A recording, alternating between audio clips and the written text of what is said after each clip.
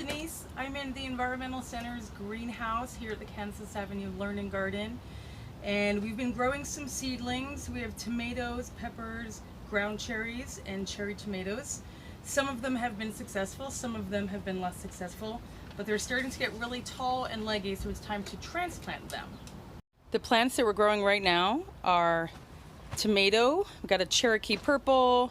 This is a Chimayo heirloom pepper seed. These were both donated from Slow Foods. Over here we have ground cherry, which I've discovered at the farmer's market in the past, a German pink tomato, and then in this one we've got some cherry tomatoes. As you can see, one of the cherry tomatoes did better than the others, and they're getting kind of leggy. They're looking for light, and they've been growing inside the environmental center. There's really not enough light. And over here, these ones just didn't grow at all.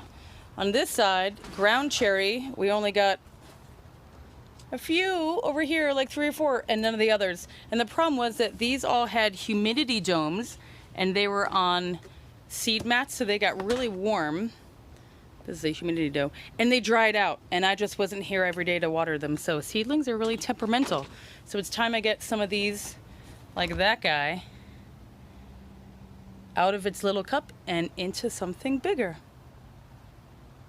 Before I transplant, I fill the container about halfway full, make a little depression in there.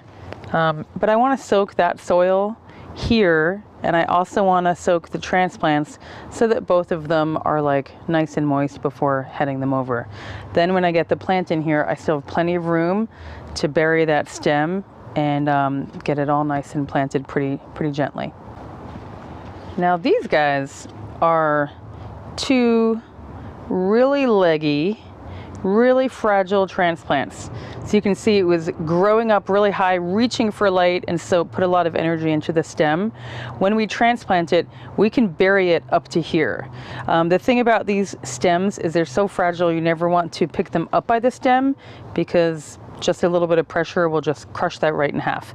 If you have a ton and you're not worried about it, maybe go ahead. But as you can see from our flat, not a lot of the seeds took, so we want to be careful with every seedling that we have. So with this kind of flat that I have, I'm going to try to scooch it up from the bottom as gently as possible. Now if it easily separates into two, I'll do 2 separate ones, and if not, I'll just put them in the same container. Let's see what happens here. Okay, I've got 2. So this guy, I'm just going to lay down here. This guy, I'm not going to grab him by his stem, and I'm going to drop him right into the middle there. And I have plenty of room to fill up with soil.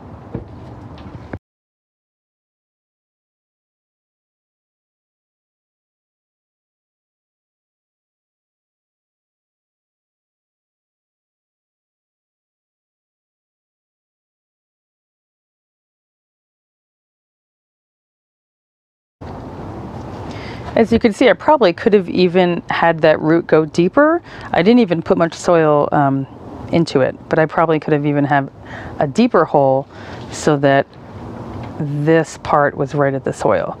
This bigger pot gives it more room for the roots to grow and for it to grow into a bigger plant. And then when I plant it into its final home in the greenhouse, then I'm definitely going to make sure that the hole is deep enough so that when I transplant the tomato, the level of the soil is going to be right there underneath the leaves.